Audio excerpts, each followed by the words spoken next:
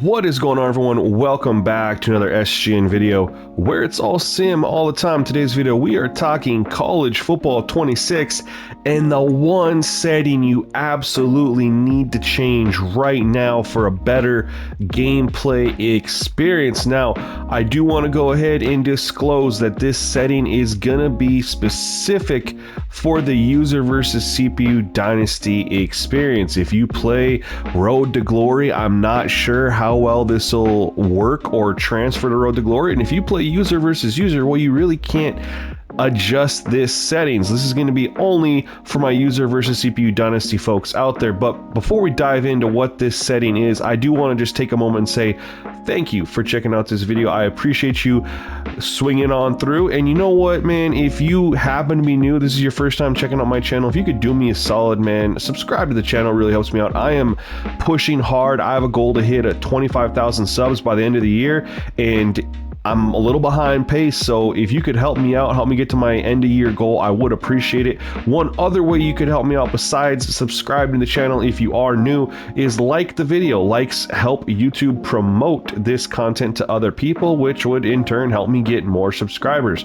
So thank you for taking the time to check out what I got to say. Let's go ahead and dive right into this. Now, this setting is going to be in your main menu. You can do it inside Dynasty as well, and it's going to revolve around player movement. Now, we know that in College Football 25 the movement was a little arcadey. In fact, they came out and said that they were going to have college football play faster than Madden. Now, to me at the time, this didn't make any sense because we know that the NFL is a faster game than college football as far as players on the speed. One thing they talk about with NFL quarterbacks when they get drafted in the NFL, they always ask rookies, what's the hardest thing for you to adjust to playing in the NFL versus college? They always say the speed of the game.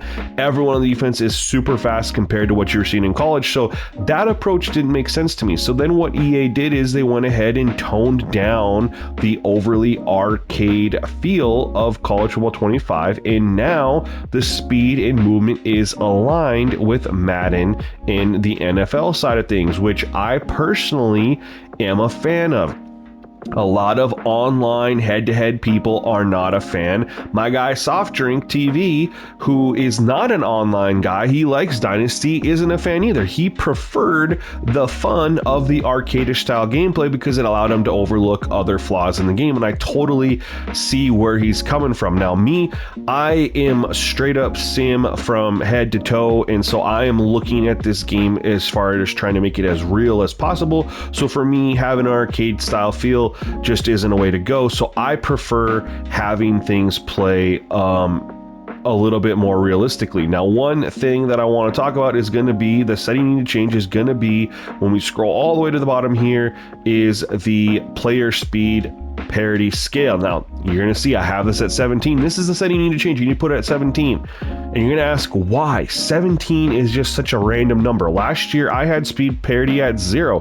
Most time people go like 48, 75, 25, 35. You know, I don't know if I've ever seen a 17 from anybody, and we're going 17 this year for a specific reason. I want to shout out this guy in my Discord. His name is Cheesecake. Now, he actually just joined up into the Discord, which if you are new and you haven't joined the Discord yet, you absolutely should. We're creeping up on 4,300 members, and we get great information like this drop. This dude Cheesecake literally joined my server and instantly dropped this nugget of information, which you're going to see on your screen, and we're going to talk about what this means and why I took it and went with the speed parity, because I was playing on 50 beforehand, as I'm sure many of you were too. He drops in here, he says, regarding the speed parity, through practice testing using a stopwatch in offense only mode,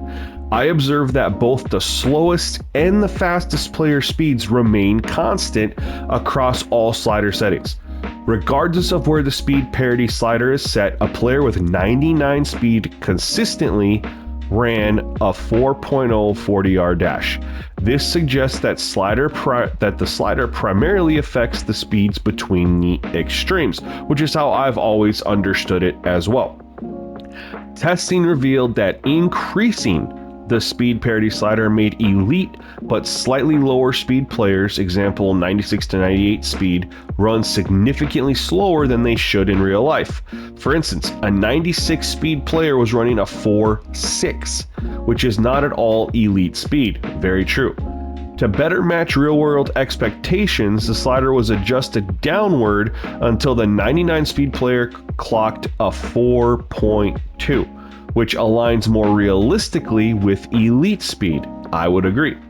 The final testing with a slider set to 17 provided more balanced, realistic 40-yard dash times across the 90-plus speed ratings, and he went ahead and dropped some nuggets here. We have a 99 speed, then equaled through his testing a 4.2, a 98 speed was a 4.3, a 97 was a high 4.3, a 96 was a 4.4, a 95 was a mid 4.4, a 94 was a high 4.4, a 92 to 93 speed equals super high 4.4s, and 90-91 speed equals a lower 4.5.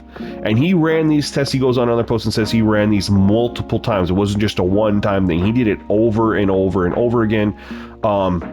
He also added one other little bit of a nugget here that we're going to talk about, and that is that he ran tests on 0 and 15 as well. And at 0, he found the range to be a 99 speed equaled a 3.8 40 time. A 98 overall speed was a 3.9. It was just way too fast. And so forth. And when you went speed threshold 15, the 99 speed was a flat 4.0. So that's why he went with 17, is because the 17 got the 4.2, which is in line with what we see for the fastest players possible, is around that 4.2 range.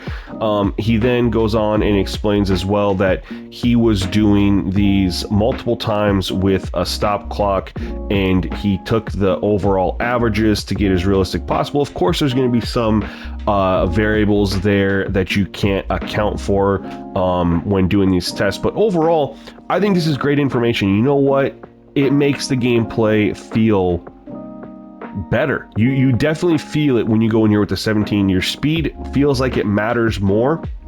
And when he displayed the differences in the scale, it makes sense why at default 50, some players feel slower.